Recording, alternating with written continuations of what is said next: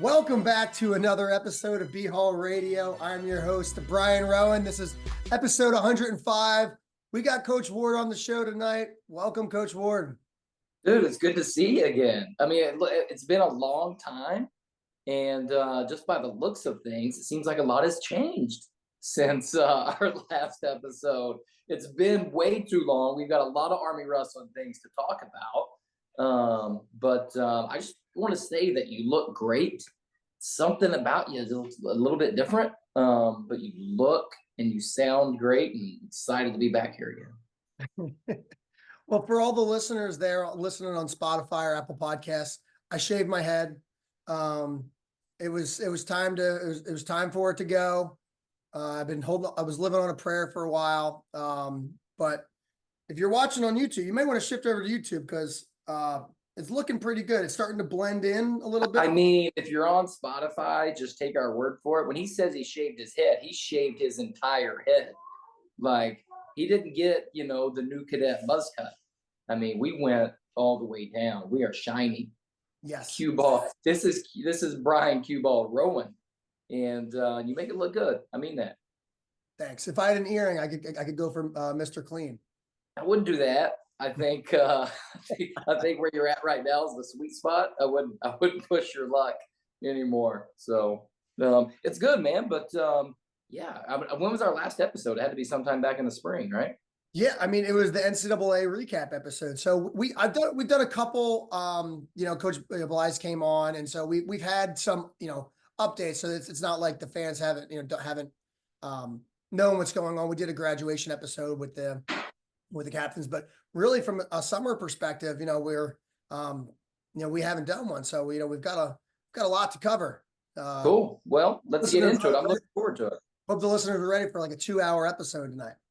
Well, I mean, if they're still tuned in now, they're ready for at least a little bit. I imagine some stumbled across this. Some wanted to hear us talk wrestling. We've just talked about you shaving your head, and they've already tuned out. So if you're left, you're one of the diehards, and we're going to talk some Army wrestling for a while. Well, I think we should start with the coaching edition happened early in the summer. Coach LaMont coming on board. So if you could spend a few minutes talking about that, it probably feels like ages ago he came on board, but great to see a new face in the program. Yeah, funny story. Okay, we'll cut to the chase. Yeah, we've got a new coach on staff, and the exciting thing for us is that we had an unexpected change early last year, and Fabian Gutierrez was here as an RTC athlete, transitioned into the coaching role because of an unexpected vacancy, did a fantastic job. But, the plan with him was always to be an RTC athlete and support our program in a different way. So he's gone back to being, on our RTC roster. And so we hired a new coach, and it's Taylor LaMont, who had really a stellar career. He wrestled at Utah Valley and the University of Wisconsin, a couple-time All-American, made it all the way to the semifinals at the NCAA tournament. I think I counted up 6 or 7 different world teams he was on and numerous world medals. So he's a guy that's competed, pretty much his entire career at the very highest levels. So you think about that experience and the knowledge that he can bring, and he's just a really good fit for us here at West Point. His values are aligned with ours, and he wants to make an impact. He already has. So we're excited to add Taylor to the staff. He's somebody who'll have to get on the show at some point. I mean, he's awesome. And, he's super eager to get to work. So yeah, the funny thing is I've known Taylor for, at least over a year now.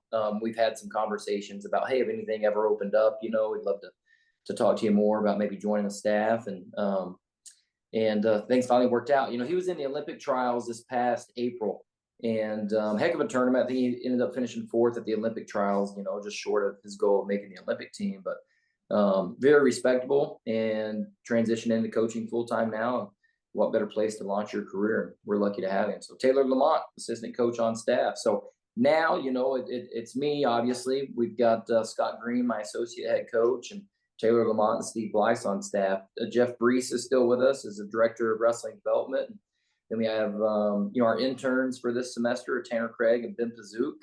And then we have, our RTC as well with Fabian, Sophia, Vale, and just added Big Mike to the RTC roster not long ago. So RTC is growing, coaching staff's growing. We're in a really good spot. A lot to be excited about.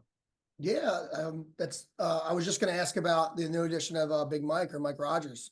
Yeah, Mike Rogers. Yeah. Talk about his background, and that was something that that happened. I kind of just saw it in the news. A little publication came out, but he's a big guy. It should help the bigger guys in the room. If you talk a little bit about that.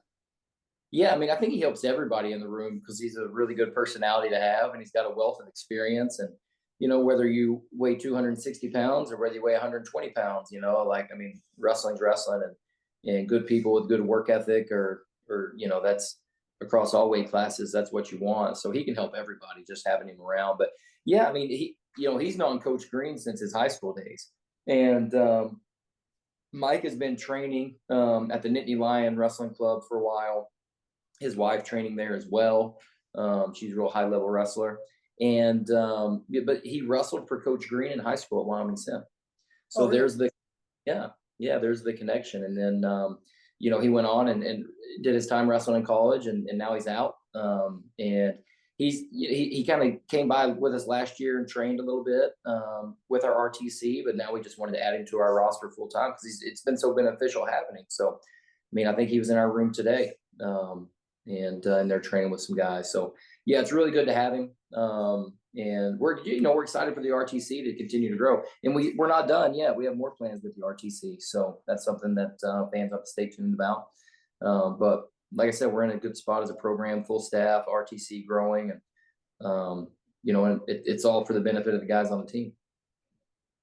Yeah, well, I think the next thing to go, the progression from there is the newest Plebe class. You talked about the coaching staff's fully stocked. Yeah, they're through Beast Barracks back in. So if you could talk a little bit about the Plebe class and their transition, and if everybody made it through Beast Barracks, start from there. Yeah. So for those that are listening, CBT, Cadet Basic Training, Beast Barracks, Beast, it's all the same thing. It's the same. It's the 5.5, 6 weeks of training that they go through when they get to West Point. I'm looking at my watch now to make sure. So today's August 20th. I haven't seen our new freshmen a whole lot. They get in the room 2-3 times a week during Beast, but we don't ask a whole lot of them during that time because they have so many other demands. And classes just started here at West Point yesterday. So we don't do a whole lot the first week of school as far as mandatory structured workouts. We just kind of let them ease into the start. So haven't seen the freshmen a ton, but most of them we've seen quite a bit over the past 2 or 3 years. Last year especially, because a lot of them were at prep school last year. So you can keep close tabs on them there. So a lot to be excited about. I think it's 13 new freshmen added to the list. 8 came from prep school and 5 direct admits.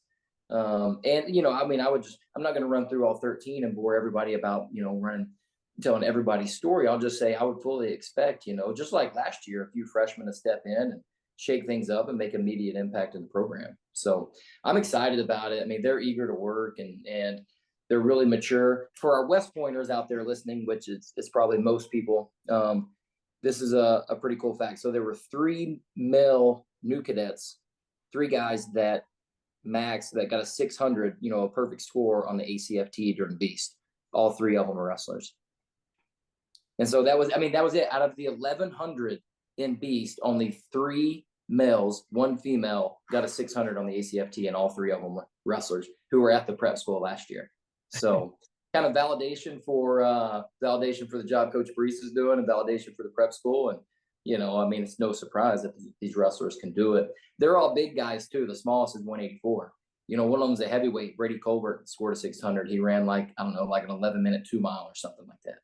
Or maybe it was 12. I don't know, but it was really fast 2-mile as part of the ACFT. So there's a little nugget for our West Pointers that understand what the ACFT is. And for those that don't, it's Army Combat Fitness Test. So it's just a collection of events, and they test physically, and wrestlers crushed it. That's the bottom line. I wouldn't expect anything different. Wouldn't expect anything else. Especially from the prepsters. You have a year to prepare, and kind of, get your mind and body right for that kind of stuff. I remember when I first got to the prep school, we took a PT test, and I had never done sit-ups like that in my life. And all the cadre had predicted I was gonna like max it, and the sit-ups were bad. It wasn't like I didn't have good abs or anything. I just have never done sit-ups like that before. And so Sure. Yeah. that's one of those. The more you practice those things, the better you can get at those specific Yeah. movements. Well, I'll say, okay, talking about the freshmen, if you look at, the seniors we had last year were Matt Williams, Nate Lucas, Ben Pazook. I'm talking about our national qualifiers. Is it going to be a freshman that steps in and replaces those guys? I don't know yet. But I would expect, I think, at 174 is probably the most wide open right now. Because trying to fill a spot where Pazook was at for 4 years and had such an awesome career. And by the way, last night at the Black Knight Awards, Pazook was named the Male Athlete of the Year from last year. So congrats to Ben. Not really a surprise because he won the AAA award last year as well. But good job, Benny. But I would say it's most likely that you see a freshman stepping in at 174. I don't know. I don't know who all else on the team right now has their sights on 174 yet. I don't really focus on that for a number of weeks later on. But we're going to see some freshmen make an impact in the lineup. I'm certain of that. Awesome. You kind of touched on a few minutes ago, this was the first week of school, so they're not, focused as much in the room. You sent an email out, I don't know if it was this week or last week, kind of, putting the timeline together of your philosophy. If you could touch on that a little bit, I thought that was pretty interesting. Yeah, I mean, I won't go into all of it because that was Army Insiders content, and that's kind of exclusive to our, our Insiders group, which if you're interested in joining, westpointwrestlingclub.org to join the Army Wrestling Insiders. But I'll just say that, I think, and you can correct me because you read the letter, these first couple of weeks, it's my biggest concern. And what I told the team yesterday in a meeting is just get off to a fantastic start. Colonel Gist says this to the guys every year, and I stole the line from him. I love it. He says, you never have to recover from a great start. And that's what it's got to be is you all have a 4.0 right now. You don't have to recover from a great start. So get off to a great start. You have a 4.0, don't lose it. And let them, take care. And it's a time where they can invest, in other areas of their lives, because you've probably heard me talk about, priorities and balance before. Balance, something I don't really believe in. It's just more priorities at the right time. And this is a time where they can afford to make investments in their company, make investments in their academics, and getting to know their instructors and getting to know all the support that's around. Because wrestling, when we get started, it's going to demand a lot from them.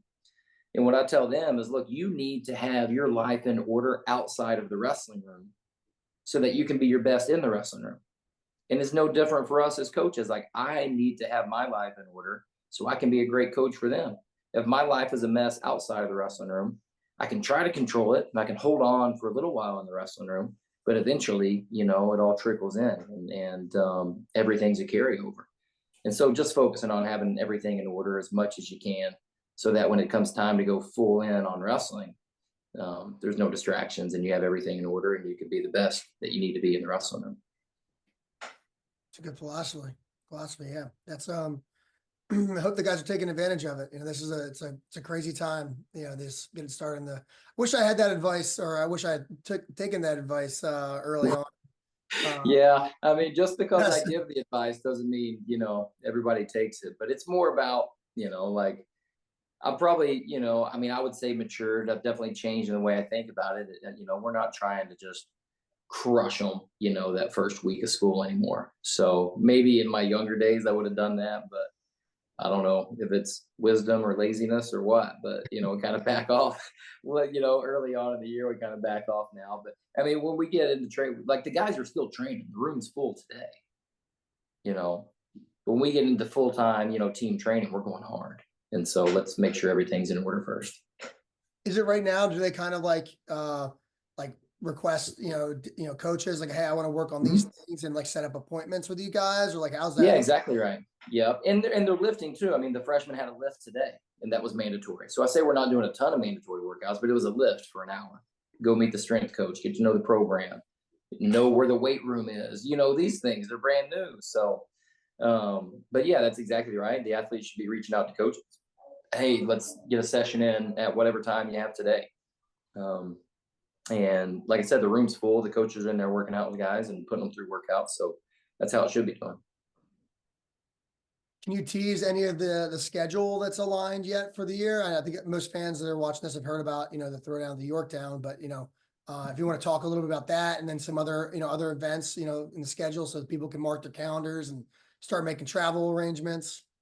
Yeah, sure. Yeah. I mean, I can go through pretty much the whole schedule right now. I don't have it in front of me, but I've probably got most of it memorized. And even though it's not official on our website yet, we may be waiting for a couple contracts to be returned or whatever, but I can run through it. So we're going to start November 3rd at the Princeton Open, and that's an event everybody's going to wrestle in. Everybody that's healthy and academically strong enough to go compete. So we'll take our lineup there. Then the following week, Friday, I think it's November 8th, the throwdown on the Yorktown in Charleston, South Carolina. Such a cool event. A state senator from South Carolina, Neil Collins, who's also an NCAA Division I wrestling official, put this thing together, and it's just a fantastic, you know, idea. I think it's, what is it, 6 or 8 teams total are going to wrestle on the deck of the USS Yorktown, right there where it's docked, and it's, you know, like an outdoors museum now. But we're going to put a couple wrestling mats on it, and we're going to wrestle there. Us personally, we're going to wrestle Gardner Webb and the Citadel. Yeah, on the deck of the USS Yorktown. The event is sold out, you know, with 2 mats, and the restrictions on seating and the limited space. 1,100 fan tickets were available, and they're sold out. So the event is sold out. I think he's still working to announce the streaming partner, but it will be streamed.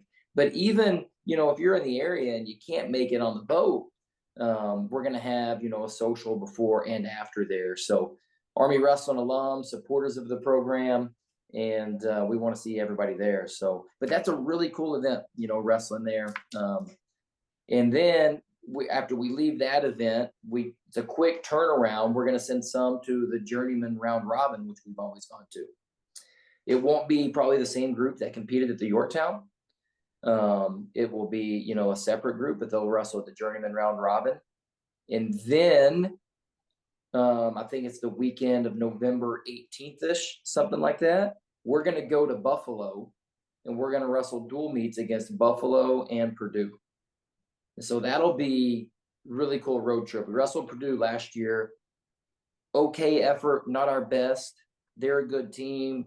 They got the better of us last year. Really good measuring stick for us to wrestle Buffalo, who's got a brand new coach who I'm sure is going to do a great job, and Purdue. And then we turn around November 24th, the Black Knight Invite here at West Point. We're expecting the same teams we had last year.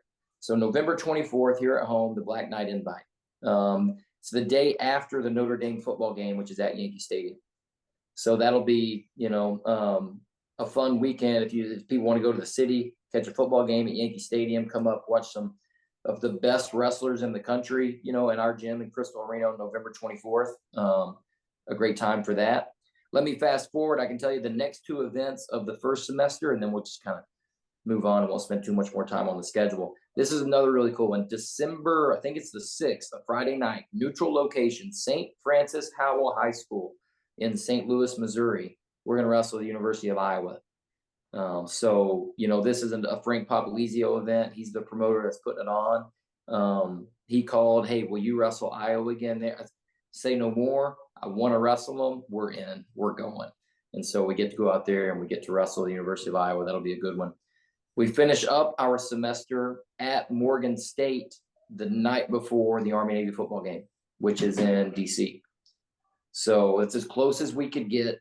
You know how we like to tie a wrestling match into, you know, the Army-Navy football game. So the night before, that Friday night before the Army-Navy football game, we're at Morgan State. And then, then that wraps up the entire first semester. I guess highlights for the second semester will be at the Southern Scuffle early January. Then we have our rival, the Naval Academies, coming here. I think it's February 16th. And we're going to have an alumni event with that February 16th. So that's something that our fans and alum want to put on their calendar. Senior night, the next weekend with Binghamton coming to town. And then we're off to the EIWA tournament. So it's kind of highlights of the season so far. Yeah, no, that's exciting schedule, especially for me. I'm you know, marking down the locations of all of them. Like, ooh, I can make this one. I can make this one. This sounds good. So it's convenient for a lot of the East Coasters. Yeah, no, I think it's good. It's a good, we don't always seek for like balance in the schedule, but it's a good schedule in terms that it has, tournaments, dual meets, really highly ranked opponents, and some other teams that are just really strong, maybe right outside of the top 20. But it'll be, yeah, it'll be a fun schedule. I mean, it always is. We're wrestling, and we get to travel the country wrestling with our best friends. So, what about it couldn't be fun? And so for our listeners at home, we record this, like what time is it right now? It's like 7:50 at night. And these are real world problems. So I got kids running around right now. So if you're watching on YouTube, you get to see a little bit, kiddos want hugs before they go to bed. I'm not going to turn that down. So Margot makes an appearance on our year's first episode of BHAW. But all right, we're back. We can focus on the wrestling now. But yeah, the cool schedule. We're excited about it. And yeah, any questions? Like these are, like if fans are listening, they want to know more, just shoot me an email. Kevin.ward@West Point. We'll chat about it. Awesome. I had another topic on here we hadn't talked about. The freestyle success that some of our cadet athletes have had, and Lucas Stato will be competing this fall. I can't remember a time where a cadet athlete in wrestling has been able to compete during the school year at something of this caliber. If you could talk a little bit about that, it's very exciting. Really, really cool. Our guys at U23s had a really, really good tournament and opened up some really cool opportunities for them. So they got to go, they being Chuck, Charlie Farmer, Lucas Stoddard, and Joe Couch all got to go down and wrestle in the Pan Am Games earlier this summer. And just an awesome experience for them, for Charlie and Lucas to win the Pan Am Games, representing Team USA. And interestingly enough, like you bring them up, they just got back today from, I think, a 5 or 6 day training camp in Colorado Springs at the Olympic Training Center. So they were out there with I think it's a U17 team that was getting ready for World Championships, and a training camp there at the Olympic Training Center with really good athletes, really good coaches. So an opportunity for them that, if they didn't wrestle so well this summer, those opportunities never would have opened up. And then to cap that off, from U23s with Lucas winning the tournament, he makes a world team.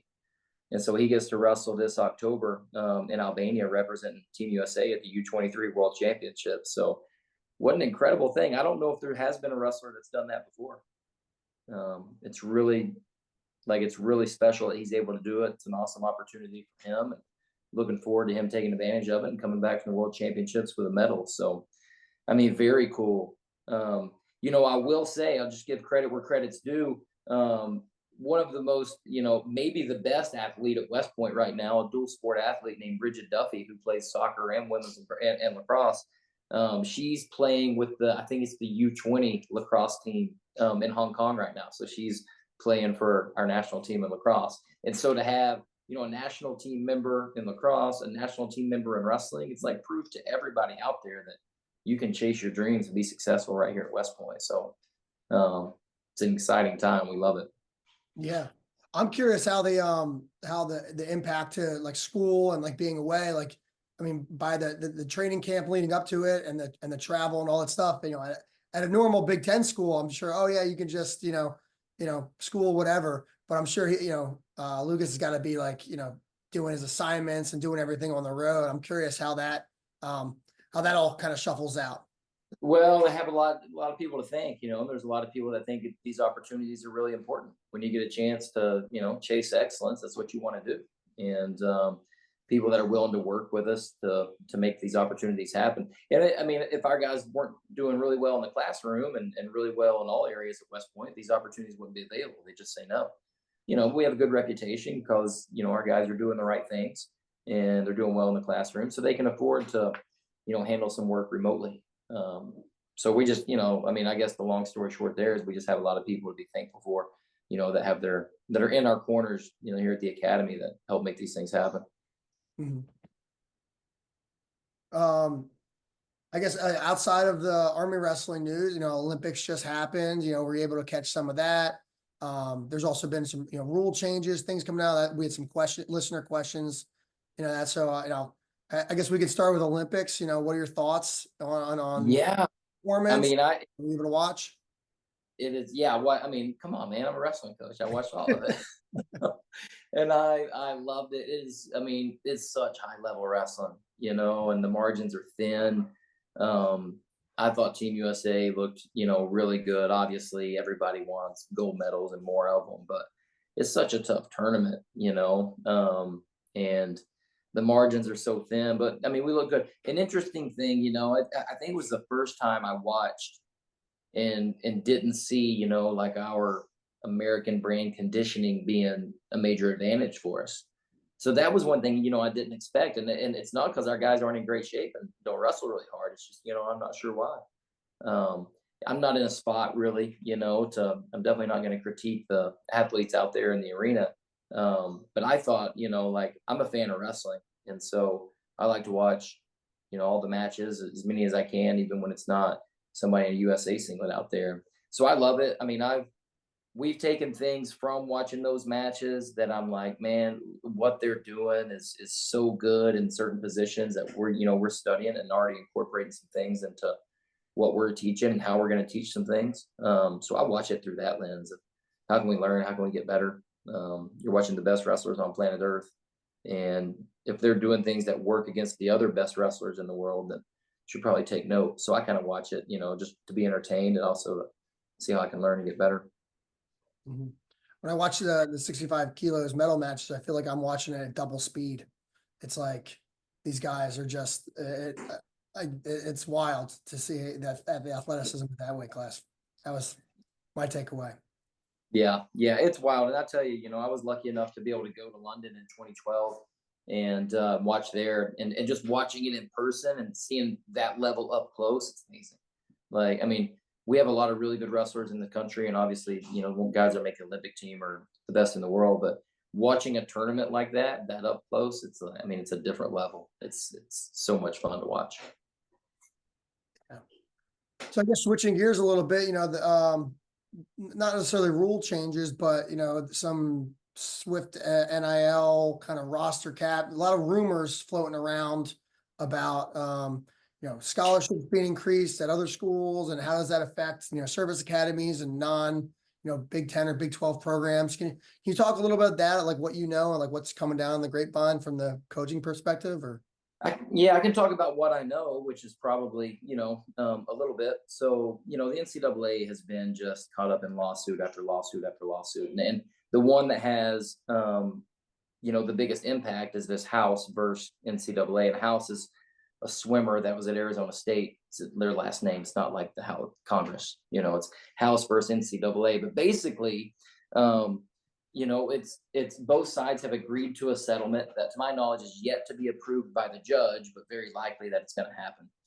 And the settlement will basically allow or call for, a few different things: back payments to athletes that were wrongfully, restricted from earning money based on their name, image, and likeness. So there's a considerable back payment.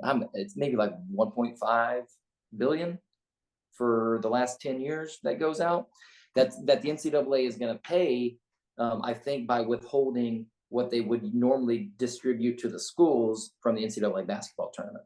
So that's the impact, is athletes from the last 10 years could get paid. The impact to the schools is they're going to get less of a distribution from the NCAA's men's basketball tournament. So schools are going to get less money and that's just part of it. Also, if you're in one of the Power Four conferences, ACC, SEC, Big 10, Big 12, you are going to be locked into this deal. Other schools could opt into it, but it's just the Power Four right now that are going to be locked into this. And what I'm talking about is scholarship limits are gone. So wrestling, 9.9 scholarships, no more. What they're going to institute instead is roster limits. So wrestling has gone from 9.9 scholarships and a roster limit that's imposed by the school to an NCAA mandated roster limit of 30 and unlimited scholarships up to 30. So it's not unlimited, but 30 scholarships max. All right. So on the surface, that sounds like a really good thing. Other sports have also, like Baseball increased massively, 15 or 20 scholarships, something like that. Football increased from 85 scholarships to a roster cap of 105. So 105 players all could be on full scholarship. All right. So you start thinking about how much that's going to cost schools to increase scholarships. I'll get into the weeds of the scholarships and what I know and understand of it here in a second. So you have that piece of it. All right. I guess maybe the third and also really important piece is schools are now allowed to share what would be, I think, 20-ish% of their annual revenue with their student athletes. So we're talking somewhere in the neighborhood of like $22 to $25 million right out of the gate that the school is allowed to share with their student athletes. All right. And so the big schools are going to do it. Alabama football, they're going to do it. They're going to revenue share because they want the best program, and the recruits are going to go where they're getting the most money. Right. And so now you start to look at it as, okay, a school had to increase 20 scholarships for football. And if Alabama does it, Georgia's going to do it. Right. But let's not talk about the SEC because they don't even have wrestling. Let's talk about, I don't know, Big Ten. Ohio State's going to do it. Well, if Ohio State does it, Michigan's going to do it. Right. Michigan does it, Michigan State's got to do it. You know, and so you have this trickle, like everybody's going to do it. So if you increase 20 scholarships for football, you have to equally increase scholarships for female athletes. So that's 20 for men football, and then 20 female scholarships as well. So there's 40 brand new scholarships, and you have only touched one men's sport, and the school had to fund 40 new scholarships and revenue share $22 to $25 million. And they're getting less money from the NCAA. All right. So, you know, what a lot of people are outspoken and fearful about is what's this going to do to non-revenue sports and Olympic sports? You know, what's going to happen? Because this money's got to come from somewhere. And one thing that could be likely is maybe they add 20 scholarships and then they shift 20 scholarships from men's sports over to women's sports instead of creating new ones. And so now all of a sudden men's Olympic and non-revenue sports are starting to lose scholarships and they're drifting over to the women's side. And this isn't a debate about Title IX and whether that's right or wrong. I'm just talking about the economics of it. So I think, you know, rightfully so, a lot of Olympic and non-revenue sports coaches, fans, parents, you know, are kind of concerned about what's going to happen in the future, because one thing that's going to be, you know, on the table, and a few ADs have already come out and said it, most won't say it yet, but what's going to be on the table, you know, is sports being cut. And so fearful of that. Now, how does that impact us? I mean, only second and third order effects, because we're not doing it. All right. We're not in a Power 4 conference, so we're not subject to these rules. We have no roster cap. We still have unlimited scholarships, just like we always have. We're not revenue sharing. Nothing is going to change at West Point. And nothing's going to change at most schools outside of the Power 4 conferences, you know, which, you know, is a good thing for us here. What it does to wrestling broadly, you know, I think it's yet to be seen, but, you know, you can I would just encourage people to listen and read and learn, and you'll kind of form your own opinions and kind of see where this thing might end up going. But the NCAA is going to change maybe the most it ever has in probably the next 3 to 5 years, where potentially even breaking off football, men's basketball, women's basketball into like a separate type of league. That's even been talked about. So I think everything's on the table. Not many people know answers. I enjoy trying to learn about it and trying to forecast what's going to happen, even though I can't do anything about it. It interests me, but nothing's going to change at West Point. So that's a good thing for us. And here, okay, last thing I'll say, because I know I'm talking a lot, is 30 scholarships. How many wrestling programs in the country are going to do 30 scholarships? I don't know. It can't be more than 5. Yeah. You know, I mean, school, just because you're allowed to have up to 30 doesn't mean your AD is going to say, yeah, here's 20 more for you.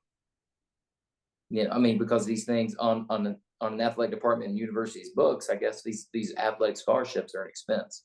So they're not just going to come up with 20 more scholarships for the sport of wrestling. a lot of programs aren't even funded at 9.9 right now. And so just because it says 30 doesn't mean you're going to get 30. When they say like the roster cap of 30, how can they enforce that? Like if like let's say, you walk in the the Iowa room and there's, 42 guys wrestling, it's like, hey, oh, your roster can only be 30 guys. Like, okay, well, there's 12 guys that are trained, they aren't on the roster, technically. Like has there been a discussion how they're going to enforce that 30 max, for some of the bigger programs that have, 40, 50 guys on it? No, but I don't think it'll be an issue. I mean, I think it's pretty cut and dry. Like you're allowed that many on your roster. And to have people that aren't on your roster participating in, team workouts would be a major violation and would be like a really big issue. That's not going to happen. Like I don't see that happening.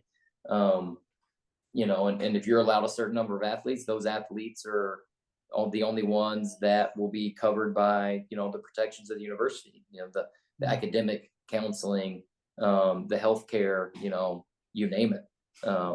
Like that's your limit. That's who gets the benefits of being a student athlete. So I don't think anybody's going to try to slide and be like, well, we got 50, but only 30 of them are on the roster. You'll see what you always see now, which is we have 30 on the team, but we have 10 RTC athletes and they're in here working out. Like you'll see that, but you won't see people trying to fudge the numbers on their roster.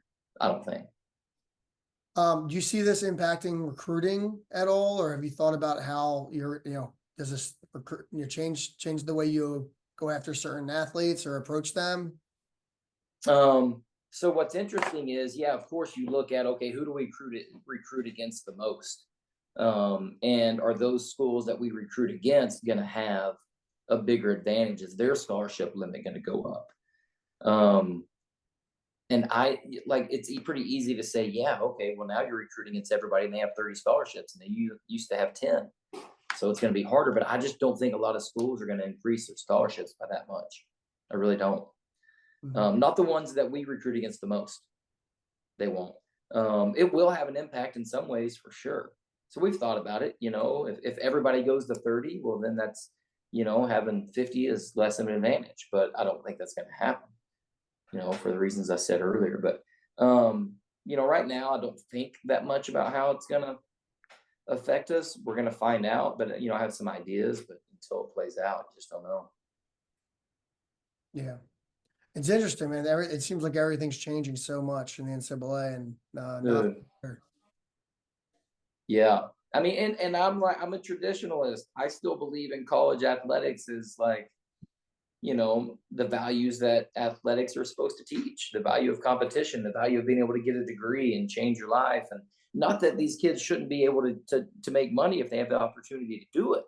I just, the university presidents, the NCAA and everyone and the ADs, I guess too, that over the last 25, 30 years that have allowed this to happen, and the NCAA basically just probably being asleep at the wheel and just ineffective. How do we get to this point? The system got so messed up. There was no other option except to have radical change.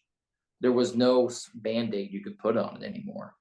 You can't call these athletes amateurs when their coach is making $13 million a year. You can't hide behind that anymore. And it just got so out of control that I guess it's no surprise that things are changing and changing fast now. Yeah. Those were all the topics I had. I thought this was gonna be a 2-hour episode, but we where are we at right now? What did we do? Just like 40 minutes? Like 35. Yeah. 40 minutes or so. Well, that's a well-oiled, this is a well-prepped. Yeah, this is a well-prepped episode. I mean, there's a lot to be excited about our program. Like I said, I could talk just a little bit more. We really want to see our fans show up. And by show up doesn't always mean physically. We're selling season tickets again, and that's going to be crucial for us to continue to grow. So even if you can't make it, like buying season tickets, and we have a donate program where if you want to buy season tickets, but let's just say, you live out in Nebraska somewhere and you want to support our program and you buy, season tickets, you can send them to us and we'll make sure they get to a local organization that could really use somebody that could be here in the seats. That's going to be important. Giving Day in December is going to be a really important event for our program as well. But, for the reasons I mentioned earlier, college athletics is getting more and more expensive, and there's going to be probably more emphasis put on not funding your program entirely, but coaches are going to have to, we're going to have to do a little bit more funding for our, fundraising for our program to give our athletes the experience that we want them to have. So that's going to be important. But all in all, I'm just so excited for the year ahead. I really like our guys. I like our team. I love every team, but there's some teams just like being around a little bit more than others, and I've really enjoyed being around the group of guys that we have. I'm looking forward to a good year. So, hey, now that we're back, BHAW, we can't wait 3 months to do this again. We gotta schedule it and get back on the call again, and some more updates, as the fall training is moving on.